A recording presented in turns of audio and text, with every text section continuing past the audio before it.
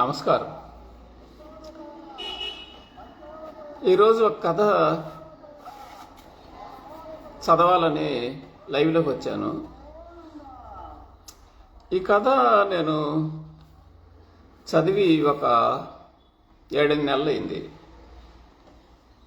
ఈ 7-8 నెలల్లో ఆ కథ గురించి నేను చాలా ఆలోచించాను, అన్వేషించాను. అది చాలా అద్భుతమైన కథ అని చెప్పాలి. తెలుగులో అలాగే ఇతర ప్రపంచ భాషల్లో ఇలాంటి ఇంకో కథ, దీన్ని పోలిన కథ దొరుకుతుందా అని చెప్పి నేను ఈ కథ చదివిన ఇన్ని నెలల నుంచి కూడా అన్వేషిస్తూనే ఉన్నాను. ఎక్కడా నాకు తగలలేదు. చివరికి నేను ఈ చాట్ బాట్స్ని కూడా చాలా చాట్ బాట్స్ని అడిగాను, ఇలాంటి కథ ఎక్కడన్నా చూసారా, ఉందా అని. ఎక్కడ కనిపించలేదు. ఆశ్చర్యకరంగా 1970లో ఇది ప్రచురితమైన కథ. 1970లో తెలుగులో ఇలాంటి ఒక కథ వచ్చిన తర్వాత అది ఇన్నాళ్ళు, అది వాస్తవానికి 70లో ఆంధ్ర సచిత్ర మాసపత్రికలో ప్రింట్ అయింది. అయితే ఆ తర్వాత అది ఎప్పుడు పుస్తకంలో రాలేదు. ఆ రచయిత అలాగే ఆయన చాలా కథలు రాశాడు, కానీ ఆయన అలాగా మరుగున ఉండిపోయాడు. ఎందుకంటే ఆయనకి మిగతా రచయితలకు ఉన్నట్టు ఏమనాలి, పబ్లిక్లో రావటం, కొంచెం ప్రచార పటాటోపం కలిగి ఉండటం, ఆ లక్షణాలు ఆయనకి లేవు. అందువల్ల ఆయన ఇప్పుడు కూడా జరిగింది ఏంటంటే, ఆయన స్నేహితులు ఆయనకు తెలియకుండా ఒక కంపిలేషన్ తెచ్చారు. ఆయన కథలు 2 పుస్తకాలుగా తెచ్చారు. ఆయన పుస్తకాలు అచ్చయిన తర్వాత ఆయన పర్మిషన్ అడిగి ఆయన చేత తిట్లు తిని ఆయన చేత మాటలు పడి అప్పుడు దాన్ని పబ్లిష్ చేశారు. అయితే ఇప్పటికి కూడా ఇది అమెజాన్లో అందుబాటులో లేదు. నాకు ఎవరో మిత్రులు కాపీ పంపించారు పోస్ట్లో. 1970లో రాసిన ఈ కథ, అంటే ఇప్పుడు 56 ఏళ్ల కింద, బహుశా 1970 ఫిబ్రవరి 6వ తారీఖున ఇది ఆంధ్ర సచిత్ర మాసపత్రికలో ప్రచురితమైంది. అప్పటి కథ వాస్తవానికి కథా సంకలనాల్లో ప్రింట్ అయి ఉండటం, నలుగురి నోళ్లలో నానుంటే దీనికి ఆంధ్ర కథా చరిత్రలో ప్రత్యేక స్థానం ఉండేదని నేను ఖచ్చితంగా చెప్పగలను. ఎందుకంటే కథ నాణ్యత రీత్యా అంతర్జాతీయ పరిమాణాలను అందుకున్న కథ ఇది. అంతర్జాతీయ పరిమాణం అని అనను, అసలు అంతర్జాతీయ ఎక్కడ ఏ భాషలో కూడా ఇలాంటి ఇంకో కథ, ఇలాంటి పోలిన ఈ థీమ్ ఉన్న కథ నేను ఇంతలో చూడలా. కథ పేరు ప్రయాణం. జీవిత ప్రయాణాన్ని వర్ణించాడు ఆయన ఈ కథలో. 15-20 పేజీల కథ ఇది.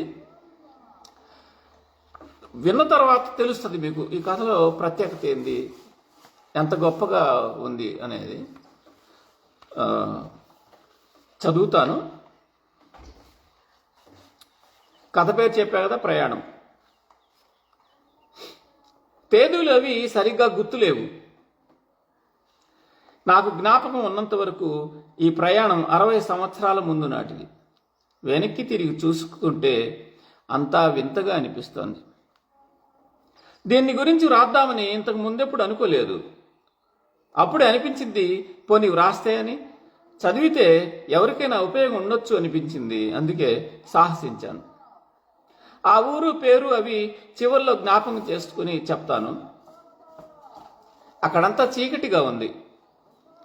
స్టేషన్లో ఓ చిన్న కిరసనాయిలు దీపం లాంటిది మిణుకుమంటోందే కానీ దట్టంగా కురుస్తున్న చీకటి వర్షాన్ని అదేం అభ్యంతరం పెట్టలేకుండా ఉంది.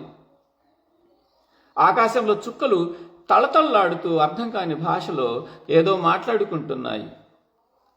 స్టేషన్ మాస్టరు గదిలో ఏం చేస్తున్నాడో తెలియదు, కానీ ఉన్నాడో లేదో అన్నట్టు నిశ్శబ్దంగా ఉంది అక్కడ కూడా. ఆ చీకట్లో, ఆ నిశ్శబ్దపు ఎడారిలో గట్టిగా చల్లగా ఉన్న ప్లాట్ఫారం మీద ఒక్కడే నించున్నాను. నన్ను పంపించేందుకు ఎవ్వరూ లేరు.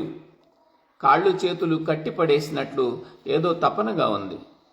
నేనున్నది మానవులుండే ప్రపంచంలో లా లేదు. ఏదో గుభేలుమంటున్న గోళం, తల్లి గర్భంలో ముడుచుకు పడుకున్న శిశువు విడుదల కోసం ఎదురు చూస్తున్నట్టు. దూరం నుంచే ఆశ లాంటి వెలుగు కోసం ఎదురు చూస్తున్నాను. ఈ స్టేషన్లో అసలు రైలు ఆగుతుందా అనిపించింది. ఇదేం రైలు స్టేషను? ఇక్కడ అసలు ఎవడెక్కుతాడు? ఈ ప్రయాణం చేసే వాళ్ళంతా ఇక్కడే ఎక్కుతారు. అప్పుడు వాళ్ళకి ఇలాగే ఉంటుంది. రైలు వస్తోంది. నన్ను ఈ వింత ప్రపంచంలోంచి బయటకు తీసుకెళ్లేందుకే వస్తోంది. అందులోనన్నా నాతో మాట్లాడే వాడెవడైనా ఉంటాడా? రైలు వచ్చి ఆగింది. ఎదురుగా నిలబడ్డ పెట్టెలోకి జొరబడ్డాను. చీకటిని చూడ్డం నేర్చుకున్న కళ్ళు వెలుగు మధ్యకెళ్లగానే బయలు కమ్మాయి. కొంచెం సేపటి వరకు ఎవరిని గుర్తించలేకపోయాను. నా కళ్ళకి తెరిపి కలిగిన తర్వాత అక్కడ చాలామందే కనిపించారు.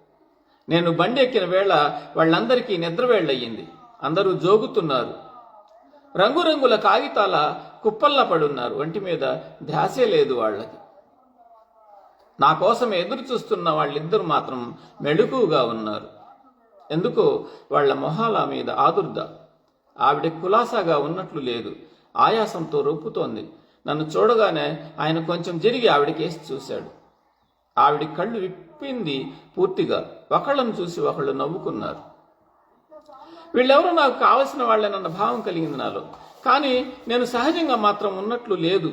ఏదో వణుకు, బెదురు. వెళ్ళి వాళ్ళ దగ్గర కూర్చున్నాను. రైలు కదిలిన దగ్గర నుంచి చల్లగాలి వీస్తోంది. వంటికి గుచ్చుకుంటోంది. ఆయన లేచి కిటికీ తలుపు వేశాడు. ఆవిడ సంచిలోంచి ఓ దుప్పటి తీసి నా వంక చూసింది. కాసేపు తటపటాయించి దుప్పటి మరుగులోకి ప్రవేశించాను. అది కప్పి ఉంటే వెచ్చగా ఉంది. ఆయన నా కళ్ళు పూర్తిగా అలవాటు పడ్డాక ఆ వెలుక్కి వాళ్ళకేసి రెప్ప వాల్చకుండా చూశాను. ఆయన ఆవిడ భర్తలా ఉన్నాడు. మనిషి బలిష్టం. నడి వయసు దాటి ఉండొచ్చు. ఆవిడ తెల్లగా వెన్నెల్లా ఉంది. జుట్టు చిందరవందరగా చెదిరింది. ఎర్ర కుంకుమ బొట్టు నుదురంతా అలుముకుపోయింది, చెమటతో పాటు ప్రాకి. ఆవిడికి ఆయాసం తగ్గినట్టుంది. రొప్పడం మానివేసింది. లేచి కూర్చుంది. ఫ్లాస్కులోంచి వెచ్చని పాలు గ్లాసులో పోసి గ్లాసు నాకు అందించింది. అవ్యాజ్యమైన ఆ ఔదార్యం ఏమిటో ఎందుకో ప్రశ్నించే జ్ఞానం నాకు తోచలేదు. వద్దనకుండా అందుకుని తాగేశాను. ఆయన నాకేసి చూసి మందహాసం చేస్తూ అన్నాడు, అంత బెదురుతూ కూర్చోవలసిన పని లేదు నాయన. నేను మాట్లాడలేదు. ఇదివరకెప్పుడు ఇలా ప్రయాణం చేయలేదా? నాకు గుర్తులేదు. అందుకే అంత కంగారు పడుతున్నావు. అంతలోనే ఆ కాస్త సేపట్లోనే నాలో అహం తలెత్తిందనుకుంటాను. స్టేషన్లో బిక్కుబిక్కుమంటూ నిలబడ్డ సంగతి మరుపుకు వచ్చిందనుకుంటా. నాకేం కంగారు లేదు అన్నాను. ఆయన ఆప్యాయంగా నవ్వాడు. మేము బయలుదేరేటప్పుడు నీలాగే కంగారు పడ్డామయ్యా. చోటు దొరుకుతుందో దొరకదో, మనుషులతో ఎన్ని దెబ్బలాటలో ఎన్ని మాటలు పడాలో అని. కానీ ఎక్కిన తర్వాత ఇక్కడి వాళ్ళు ఎంతో ఆదరంగా నన్ను చూశారు. నేను మాట్లాడలేదు. వాళ్ళిద్దరూ మాట్లాడుకుంటున్నారు. నేను నెమ్మదిగా పెట్టంత కలిగి చూశాను. ముసలివాళ్ళు, ముతకవాళ్ళు, కుర్రాళ్ళు, ఆడాళ్ళు, చంటి పిల్లలు, తలపాగాల వాళ్ళు, వంటి మీద చొక్కాలు లేని వాళ్ళు, చుట్టలు పీల్చి తుపుక్కును ఉమ్మేసేవాళ్ళు, రకరకాల యాత్రికులు. ఎవరి కుటుంబం వారిది, ఎవరి పిల్లలు వాళ్ళకి. వాళ్ళని సముదాయించుకుంటూ సర్దుకుంటూ పక్క వాళ్లతో నవ్వుతూ మాట్లాడుతూ చీత్కారం చేస్తూ పోట్లాడుతూ పోతున్నారు.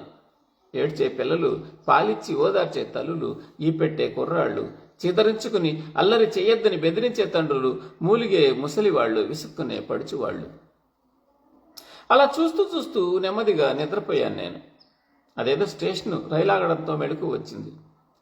జనం అప్పుడే నిద్రలు లేచి హడావిడి ప్రారంభించారు. పందెం పుల్లలు అమ్మేవాళ్ళు, కాఫీ టీలు అమ్మేవాళ్ళు కేకలు పెడుతున్నారు. లేచి కూర్చున్నాను. పెట్లో ఆయన కనిపించలేదు. ఆవిడ మాత్రం ఉంది. ఆవిడ కళ్ళు ఎర్రగా ఉన్నాయి. నిద్రపోయి లేచినట్టుంది.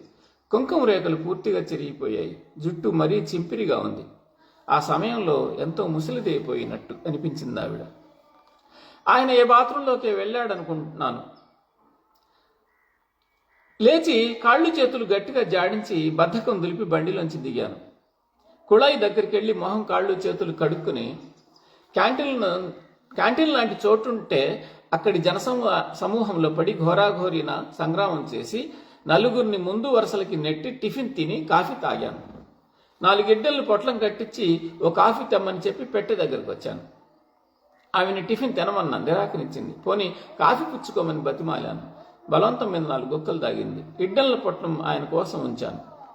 ఈ స్థలం నాదండి, నేను ఇక్కడ ఎప్పటి నుంచో కూర్చున్నాను, ఇప్పుడు మీరు గొప్పగా వచ్చి ఆక్రమించారు గాని అంటున్నాడు ఒక ఆయన. తెల్లలాల్చి నలిగి ఉంది, జుట్టు చెదిరి ఉంది. పెద్ద చెప్పొచ్చాలేవయ్యా, ఈ స్థలం ఏందంట అలాగని రాసి పెట్టారు. ఖాళీగా ఉంది, కూర్చున్నాను, ఎవడొస్తాడో చూద్దాం అడ్డం అంటున్నాడు రెండో ఆసామి. మురికి రకం కామరాజు చొక్కా, తలకి ఆకుపచ్చ రంగు పాగా, 40 కౌంటు నేత రంగు పంచె కట్టుకున్నాడు. చేతిలో లావుపాటి చుట్ట సన్నగా ఘాటైన పొగ వదులుతోంది. కూర్చున్న చోటి నుంచే నోటికి 2 వేళ్లు అడ్డం పెట్టి బయటకు ఉమ్మేశాడు. దగ్గరలో ఉన్నవాళ్లు చిరాగ్గా మొహాలు ముడుచుకున్నారు. ఏమిటా ఉమ్మడం అని ఓ సన్నట ఆయన కసురుకున్నాడు. ఆయన భార్యేమో కొంచెం ఒళ్ళున్నావిడ పక్క నుంచి మీకెందుకు అన్నట్లు వేలుతో ఆయన భుజం పొడిచింది. గబగబా ఎవరికి వినపడకుండా కళ్ళు పెదాలు పిండుతూ దండించింది భర్తని. గుర్రుగా గీర్వాణంగా ఓ చూపు చూశాడు కామరాజ్ చొక్క ఆయన. లేవయ్యా బాబులే, మహదర్జాగా ఆక్రమించావు గాని అంటున్నాడు లాల్చి ఆయన. చెప్పాను కదుటయ్యా లేవనని. ఈ స్థలం నీ బాబు కొన్నాడా, ఆయన అబ్బనాటిదా, నీ కాగితం రాసిచ్చాడేమిటి అన్నాడు కామరాజ్ చొక్క ఆయన పెద్దగా నవ్వుతూ. లాల్చి ఆయన కోపంగా చూశాడు. జనం కేసి తిరిగి అన్నాడు, ఏమండి మీరే చెప్పండి, ఇక్కడ నేను కాదటండి కూర్చున్నది, ఎక్కడో దూరం నుండి వస్తున్నాను. ఈయన ఎవరైనా చూసారా ఇంతవరకు? చూడండి ఎంత పొగరుగా కూర్చున్నాడు, ఆ మనుషుల మీద ఉమ్మడం అది చూసారా? ఈ మాట జనం మీద బాగా పనిచేసింది. అడిచొక్క ఆయన మోటుతనం జనానికి చిరాగ్గా ఉంది. అవునండి ఆయన అక్కడే కూర్చున్నాడు అన్నాడు ఒక ఆయన చాల్చి ఆయన్ని చూపిస్తూ. పాపం అలా బాత్రూమ్ వేసి వెళ్ళినట్టున్నారు అందాక ఆవిడ సవరించుకుంటూ. ఆయన అక్కడే కూర్చుంటే చూసింది నేను కాదటండి, నా కళ్ళు నన్నే మోసం చేశా అంటారండి అన్నాడు ఒక ఆయన. ఏదో పేపర్ 10 మడతలు వేసి చదువుతున్నాడు ఆయన. జనం తలవురు తలవిధంగా అందుకున్నారు. లాల్చి ఆయనదే ఆ స్థలం అని తేల్చారు. ఈ ధోరణి చూసి అటచొక్క ఆయన మెత్తబడ్డాడు. ఆయనైతే మాత్రం ఏంటండి, నన్ను లేచిపోవాలంటాం ఏ న్యాయం? ఏదో నేను టికెట్ కొనుక్కున్నవాడిని, నేను కాస్త జరగమని కూర్చుంటే సరిపోదు అని కాస్త జరిగి చోటు చూపించాడు ఆయన లాల్చి ఆయనకి. లాల్చి ఆయన స్థలం తన ఆదాయాన్ని యాగి చేయకుండా సర్దు కూర్చున్నాడు అడ్డచొక్క ఆయన పక్కనే. ఇద్దరు కొన్ని స్టేషన్లు దాటేవారు మాట్లాడుకోలేదు. ఆ తర్వాత ఏదో తీవ్రంగా మాట్లాడటం మొదలుపెట్టి నెమ్మదిగా తమ చుట్టుపట్ల ఉన్న ప్రపంచాన్ని మర్చిపోయారు. అప్పుడు గమనించాను నేను, ఆయన ఇంకా కనబడలేదు నాకు. బాత్రూమ్కి వెళ్తే ఎంతసేపు ఏం చేస్తాడు? ఆవిడకేసి చూశాను. ఆవిడ కిటిలోంచి బయటికి చూస్తోంది. ఆవిడ తల మీద వెండి తీగల్లా నెరిసిన వెంట్రుకలు కనబడ్డాయి. మొహం తెల్లగా పాలిపోయినట్టుంది.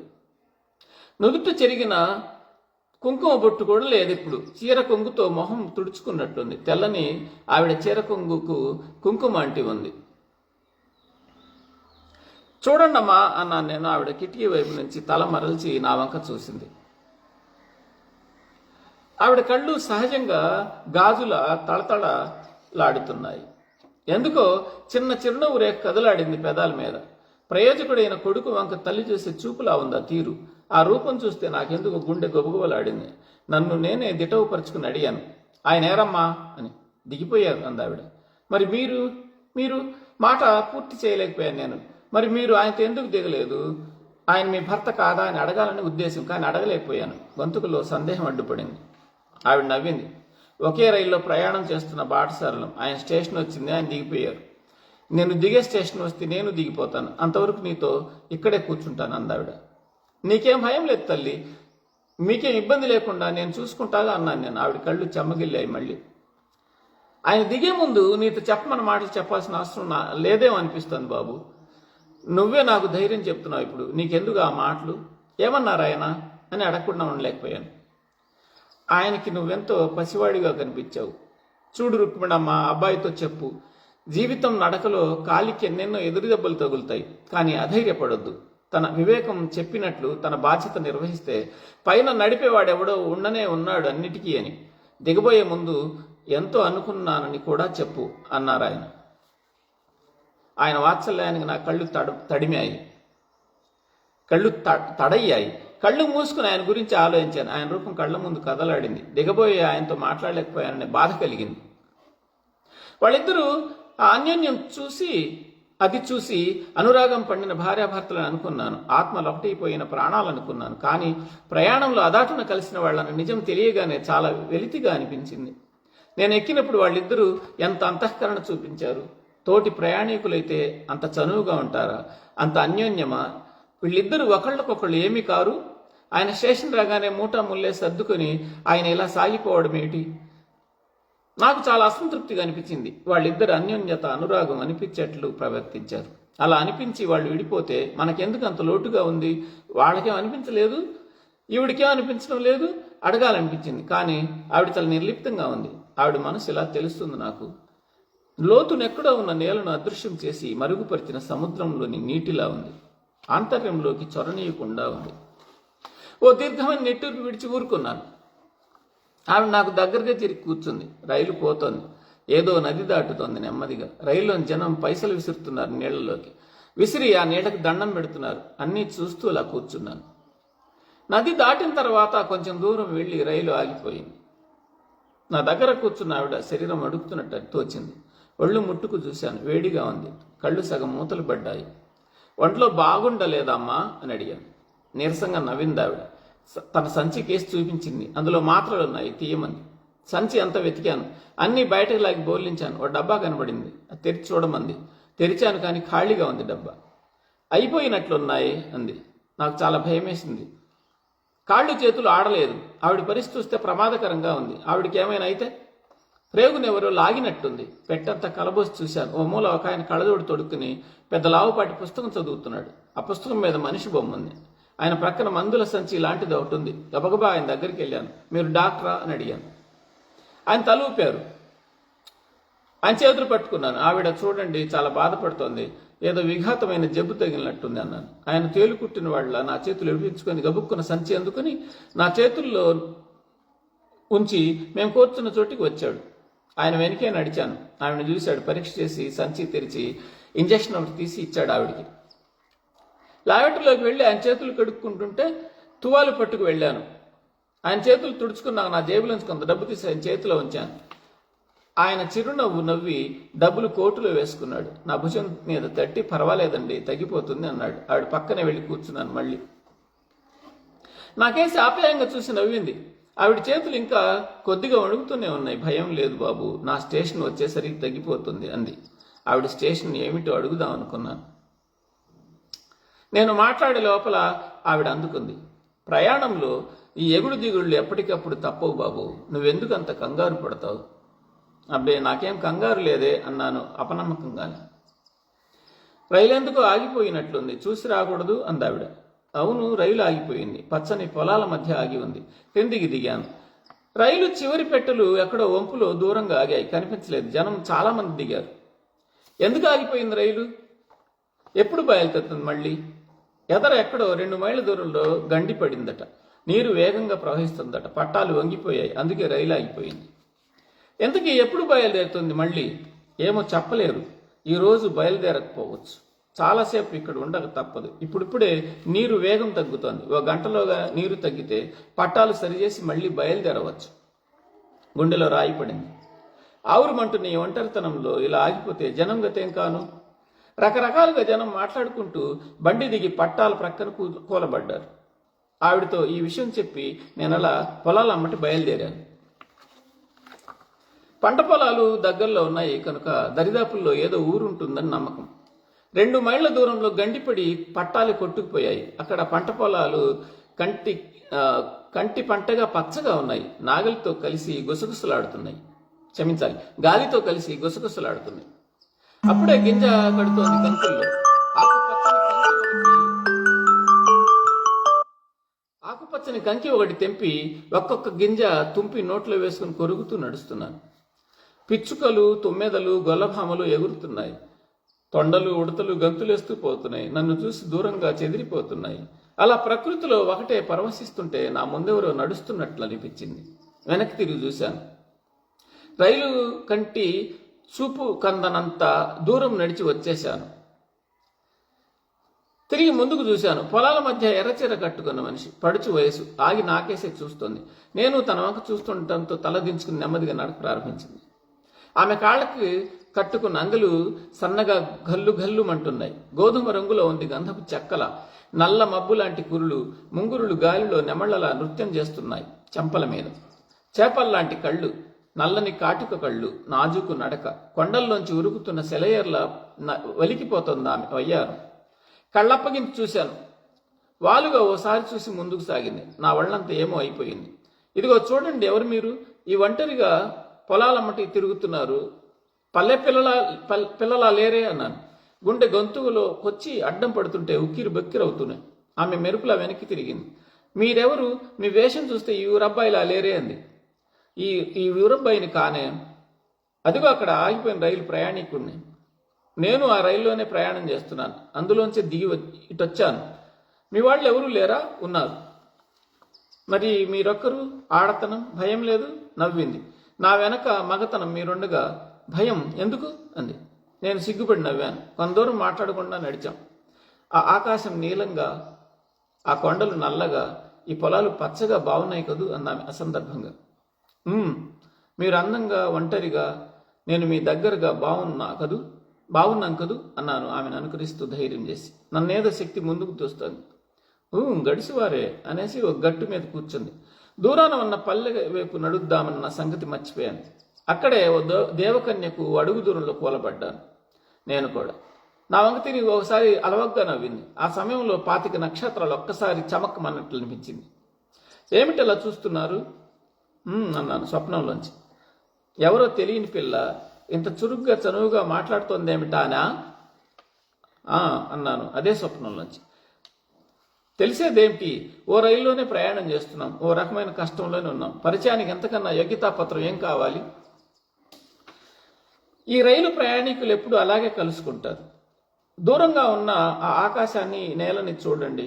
అలాగే కలిసిపోతున్నట్టే ఉండి ప్రయాణం చేస్తున్నాయి. ఎంతెంత దూరం నుంచో, ఎంతెంత కాలం నుంచో. అదే వాటి కలయిక పురస్కారం, వాటి స్నేహానికి ఆస్కారం. ఆమె మాటలు అర్థం కావట్లేదు, కానీ తీయగా ఉన్నాయి. అర్థం కాకపోయినా మృదువుగా ఉండి హృదయాన్ని ఉవ్వెత్తున పొంగించే సంస్కృత శ్లోకంలాగా.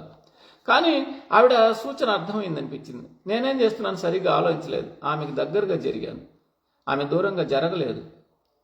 ఆమె చుట్టూ చేతులు వేసి నా వైపు తిప్పుకున్నాను. ఆమె నా చేతుల మధ్య ఇమిడిపోయింది. తెల్లగా వెన్నెల్లా నవ్వుతూ, కమ్మగా గంధపు చెక్కల ఆనందపు సువాసనలు నా ఊపిరి నిండా నింపుతూ, నా హృదయంలోని సంగీతంలా మారి నాలో ఏకమైపోయింది. పచ్చని ఆ పైరుల మధ్య మా వయస్సులు, హృదయాలు పురివిప్పి ఆడాయి. అలా ఎంతసేపు ఉన్నామో గుర్తులేదు. నా చేతుల మధ్య ఆ పువ్వుల ప్రోది అలసి అలా తన్మయంగా పడుకునుంది. ఆ క్షణాలు, అవి వెన్నెల కిరణాలు. బొయ్యమంటూ రైలు కోత వినబడ్డంతో ఉలిక్కి పడ్డాం ఇద్దరం. లేచి తొందరగా నడక ప్రారంభించాం. నాతో వచ్చేస్తావా అని అడిగాను. అందామే. మరి మీ వాళ్ళు ఉన్నారన్నావు? మా వాళ్ళు ఉన్నారు. రైలు ఎక్కినప్పుడు ఒక్కదాన్ని ఎక్కాను. ఎక్కిన తర్వాత ఆత్మీయంగా చూసుకున్నారు. అయినా మేము విడిపోక తప్పదుగా. నేను వెళ్ళేంత వరకు వాళ్ళెలా వస్తారు? క్షమించాలి, నేను వెళ్ళేంత దూరం వాళ్ళెలా వస్తారు? కనీసం వాళ్ళతో చెప్పవా? ఎందుకు చెప్పను? చెప్తాను. వాళ్ళని విడిచి మీ పెట్టెలోకి వస్తున్నానని చెప్తాను అంది రాధ. ఇద్దరం రైలు దగ్గరికి వచ్చాం. రాధతోడు వాళ్ళు ఆత్రంగా నాకేసి రాధకి చూస్తున్నారు. ఆయన రాధకి తండ్రిలా ఉన్నారు. ఆవిడ రాధకి తల్లిలా ఉంది. అతను ఎవరు? రాధకి అన్నగారిలా. అతని పక్కన ఆమె రాధకు వదినలా. అందరూ ఆత్మబంధువుల్లా విచారంగా, సంబరంగా, సంకోచంగా, భయంగా చూస్తూ రాధకు చేతులిప్పారు. రాధ కళ్లలో నీళ్లు తిరిగాయి. మేము ఆ పెట్టెలో ఎక్కి కొంచెం సేపట్లో మామూలుగా బయలుదేరింది రైలు. నా ప్రక్కనే రాధ, నాతోనే రాధ. తిరిగి యథావిధంగా జనం, వాళ్ళ ధోరణులు. మేము కూర్చున్న చోటికి ఎవరో బలహీనంగా ఉన్నాడు, వచ్చి కూర్చోబోయాడు. నాకు కోపం వచ్చింది. ఈ స్థలం నాది, ఇక్కడ నువ్వు చేరడానికి వీల్లేదు అని కసిరాను. ఏదో అనుపోయి మానేసి వెళ్ళిపోయాడు అతను. స్థలం నాదైపోయింది. నేను ఆక్రమించుకున్నాను. నా పేరు దస్తావేజ్ రాయించుకున్నాను. రాధ కబుర్లు చెప్తోంది. ఎవరో ఒకతను బోలెడు సామాన్లు తీసుకుని వచ్చాడు. వాటిలో ఓ మేడ, విశాలంగా స్థలం, చుట్టూ అందంగా తోట బేరమడి కొన్నాను. నా సొంత స్థలంలో ఓ చోట ప్రతిష్ఠించాను. స్థలం కొనడం అయింది. మేడ ఒకటి సంపాదించాను. ఈ ప్రయాణంలో ఈ ఆస్తంత నాది. నేను స్వయంగా తీసుకుపోవచ్చు. ఈ సందట్లో ఆవిడ నన్ను మొదట్లో ఆదరించి, కప్పుకోవడానికి దుప్పటిచ్చి, తాగడానికి వేడిపాలిచ్చిన ఆవిడ సంగతే మర్చిపోయాను. కానీ ఆవిడ నన్ను మర్చిపోలేదు. అలా పడుకుని నాకేసి రాధకేసి సంతృప్తిగా చూస్తోంది. హఠాత్తుగా ఆవిడ వంకకు చూసేసరికి ఆవిడ మళ్ళీ ఏదో బాధగా ఉన్నట్టు తోచింది. ఆత్రంగా పెట్టంతా కలిగి చూశాను. లేడు, ఆ డాక్టర్ లేడు. ఏదో స్టేషన్ దిగిపోయాడు. ఈవిడికి ఏమన్నా అయితే ఎలా ఉందమ్మా అని అడిగాను కంగారుగా. పర్వాలేదు బాబు, నువ్వు జాగ్రత్తగా ఉన్నావు. ఈ అమ్మాయి ఎంచక్క చిలకలా ఉంది. మీరిద్దరు సుఖంగా. నాకేం పర్వాలేదు బాబు. ఇందాకనే చెప్పాడు గార్డు, నా స్టేషన్ కాసేపట్లో వచ్చేస్తుంది. అక్కడ దిగిపోయానంటే ఈ బాధ ఉండదు, మనశ్శాంతి ఉంటుంది అంటుంది ఆవిడ. క్షమించాలి, ఒక్క చుక్క.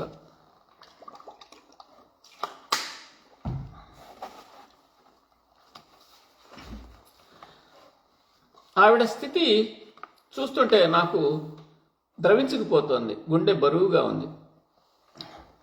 రాధకు కళ్ళు చెరువులు అవుతున్నాయి. బండెక్కడో ఆగింది, ఏదో స్టేషన్. తలుపు తెరుచుకుంది. ఎవరూ ఎక్కలేదు. తీరా బండి కదలబోతుంటే తలుపు దగ్గర ఓ పసికందు. ఎవరు పడుకోబెట్టారు? వెనక ఎవరైనా ఎక్కుతారేమో చూశాను. ఎవరు ఎక్కలేదు. బయటికి చూశాను, ఏం కనిపించదు. నేను ఎక్కిన స్టేషన్లానే గుబేలు అంటుంది. రైలు కదిలిపోతుంది. తలుపు పడబోతోంది. పసికందు కెవ్వుని ఏడుస్తున్నాడు. రాధ గబగబా కళ్ళు తుడుచుకున్నట్టు చూసింది. అయ్యో, వాడిని చూడు బాబు అంది ఆవిడ. జనం అందరూ నిర్లిప్తంగా చూస్తున్నారు. ఒక కుదుటిని వెళ్ళి పిల్లాడిని తెచ్చి రాధ ఒళ్ళో పడుకోబెట్టాను. కెవ్వుని ఏడుస్తున్నవాడిని వాడిని రాధ ఊరుకోబెట్టింది. ఎర్రగా గులాబీ మొగ్గలాంటి ఆ కుర్రాడు రాధ ఒళ్ళో ఒదిగిపోతున్నాడు. ఆవిడకేసి తీవ్రంగా చూశాను. చటుక్కుని అనిపించింది, వీడికి ఎవరివో పోలికలు ఉన్నాయని. రాధా, వీడిని పెంచుదామా అన్నాను. కాలు చెయ్యి ఎదగని వీడిని పెంచకపోతే ఏమైపోతాడు అంది రాధ. మరి వీడికి పేరేం పెడదాం? ఎవరు పెట్టి ఉండరంటావా రాధ? పోయి వాడిని అడగండి అంది రాధ నవ్వి. ఏరా, పేరు చెప్పవు కదూ అన్నాను. వాడి వ్యక్తి. వాడికి ఏమర్థమైంది? నవ్వుతున్నాడు. పోని త్యాగరాజు అని పిలవండి అంది ఆవిడ ఆయాసపడుతూ. అవును రాధ, త్యాగరాజుని పిలుద్దాం. ఆయన పేరు కూడా త్యాగరాజే. అదే రాధ, ఎక్కగా నన్ను పలకరించి ఆదరించిన ఆయన ఎక్కడ దిగిపోయారు రాధ? నాకెందుకో అనిపించింది కుర్రవేధలు ఆయన రూపం ఉందని. త్యాగరాజు అంటేనే బాగుంటుంది అన్నాను. రాధ అవనం లేదు, కాదం లేదు. కుర్రాడితో ఆడుకుంటాను. కళ్ళు మూసుకున్నాను. నేను రైలు పోతూనే ఉంది. నదిలో పొర్లే నీటిల ఆలోచనలు మనసులో. అదేదో స్టేషన్. రైలు ఆగింది. వచ్చేసింది స్టేషను. రైలు ఆగిపోయింది. నేను దిగుతున్నాను బాబు అంది ఆవిడ. ఆవిడ కళ్ళల్లో నీళ్లు, నా మనసులో గుబుళ్ళు. అదే స్టేషన్లో చూడదలుచుకోలేదా నేను? అదే స్టేషన్లో చూడదలుచుకోలేదు నేను. ఆవిడ దిగిపోతుందని తెలుసు, కానీ దెక్కుండా ఉంటే బాగుండని ఓ ఊహ. ఆవిడ ఇక నా దగ్గర ఉండదని ఆలోచనకు అలవాటు పడాలని ప్రయత్నిస్తున్నాను. ఆవిడ దిగేపోయింది. నేను చెయ్యి ఊపలేదు. ఊపినా కనబడదు. రైలు మళ్ళీ నడవటం ప్రారంభమైన తర్వాత కానీ గమనించలేదు. అయ్యో రాధ, ఆవిడ సంచి, బట్టలు, పాతలు అన్నీ ఇక్కడే వదిలేసింది. అన్నీ వదిలి దిగిపోయింది రాధ. చీకట్లో ఈ చల్లు ఏమైపోతుందో గాద్గదిగంగా ఉన్నట్టుంది నా కంఠం. రాధ నా భుజం మీద చేయేసింది. ఎందుకంత బెమ్మేలు పడతారు అంది నవ్వి. ఆమె కళ్ళు తడిగా ఉన్నాయి. ఇద్దరం బలహీనంగా నవ్వుకున్నాం.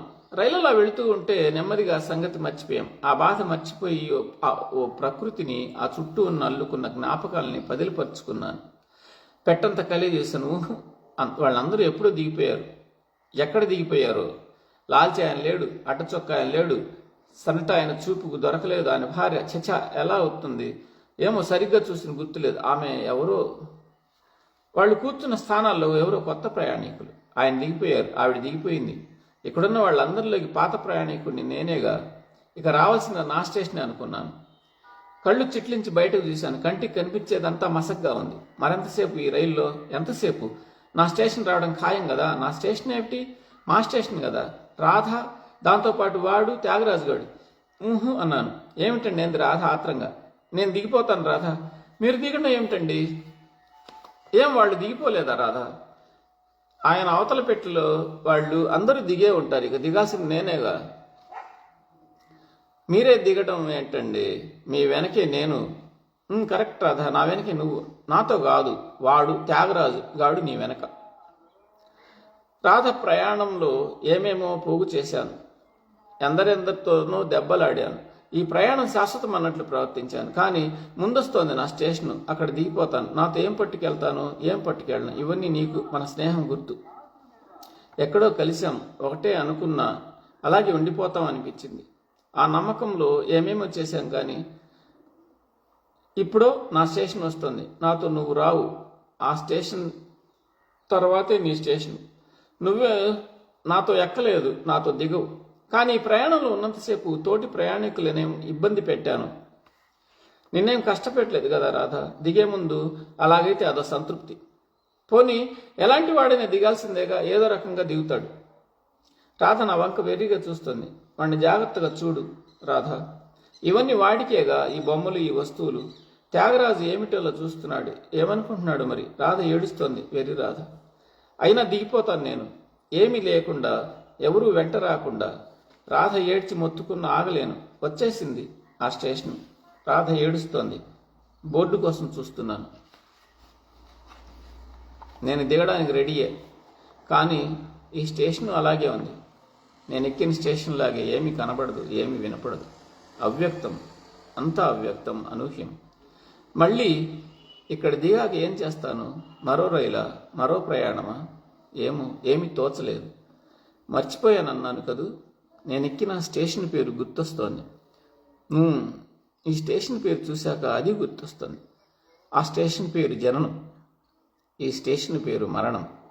ఈ ప్రయాణం ఓఎస్ జీవితం. ఎంతమంది చేశారు ఈ ప్రయాణం? ఏమో, ఎన్నిసార్లు నాకేం తెలియదు. మళ్ళీ చేయమంటే చేస్తారా? చెయ్యొచ్చు. మీరందరూ చేస్తున్నారా? ప్రయాణంలోనే ఉన్నారు మీరు. ఆ స్టేషను, ఈ స్టేషను ఒకేలా ఉన్నాయి. కావచ్చు జననం మరణం, మరణం జననం, రెంటి మధ్య ప్రయాణం. వచ్చినప్పుడు తెచ్చింది లేదు, వెళ్ళినప్పుడు తీసుకుపోయింది లేదు. ఎలా చేస్తారో ప్రయాణం మీ ఇష్టం. తోటి ప్రయాణికులకు కష్టం లేకుండా చేస్తారో, కష్టం కలిగేట్టు చేస్తారో ఏమో. ఎలా చేసినా దిగిపోతారు. కానీ మంచిగా చేస్తే ఉన్న వాళ్ళ ఆలోచనలో ప్రయాణం చేస్తుంటారు. ఇంకేం చెప్పను. నా మటుకు నేను ఇదిగో దిగిపోతున్నాను. కథ ముగిసింది. ఈ కథ రచయిత పేరు మురళీ చందూరి. ఆయన 60ఏళ్ళ 70ఏళ్ళ కాలంలో చాలా కథలు రాశారు. ఆ కథల్లో కొన్ని తెలుగు కథా చరిత్రలో శాశ్వతంగా నిలిచే ఆణిముత్యాలు, వజ్ర వైఢూర్యాలు ఉన్నాయి. నేను మొదటిసారి ఆయన సంకలనం చూశాక ఆశ్చర్యపోయాను. తొలి కథే నన్ను చాలా ఆకట్టుకుంది. ఇంత టెక్నిక్తో 1960లో 70లో కథ రాసిన గొప్ప కథకుల్లో ఆయన పేరే కనిపించకుండా ఆయన ఎలాగా అజ్ఞాతం ఉండిపోయాడు అర్థం కాలేదు. చాలా అద్భుతమైన కథలు రాసిన ఈ మురళీ చందూరి గారికి తెలుగు సాహిత్య చరిత్రలో ఎనలేని స్థానం ఉంది. కానీ తెలుగు పాఠకులకి ఆ సమాచారమే లోపించింది. చాలా ఆశ్చర్యం ఇది. ఈ కథ మీకు అర్థమైందనే భావిస్తాను. కవితాత్మకమైన కథ అది. ఆయన వాస్తవంగా ఆయన కథాశైలి మనల్ని నవ్వించే శైలిలో రాస్తారు. కానీ ఈ ప్రయాణం చాలా గంభీరమైన తాత్విక శైలిలో రాశారు. దాని కథా వస్తువుకున్న గ్రావిటీ వల్ల అది అంత ఆ శైలిలో నడిచింది. కానీ ప్రపంచ సాహిత్యంలో ఎన్నదగ్గ కథల్లో ఇది ఒకటని నేను ఖచ్చితంగా చెప్పగలను. దానికి నా సర్టిఫికేట్ అవసరం లేదు. ఈ కథ ఎప్పటికీ నిలిచి ఉంటుంది. కాకపోతే ఇది అన్ని భాషల్లో ట్రాన్స్లేట్ అవ్వాల్సిన అవసరం ఉంది. తెలుగులోను, ప్రపంచంలోని ఏ భాషలోనూ ఈ కథ, ఇలాంటి కథ లేదు ఇంతవరకు. ఘంటాపథంగా చెప్పగలను. ఈ కథని తెలుగులోంచి వివిధ భాషలకు ట్రాన్స్లేట్ చేయటం ద్వారా ఈ తెలుగు కథకున్న గొప్ప స్థానాన్ని మరోసారి మనం ప్రపంచానికి చాటి చెప్పొచ్చని నేను అనుకుంటున్నాను. ధన్యవాదాలు.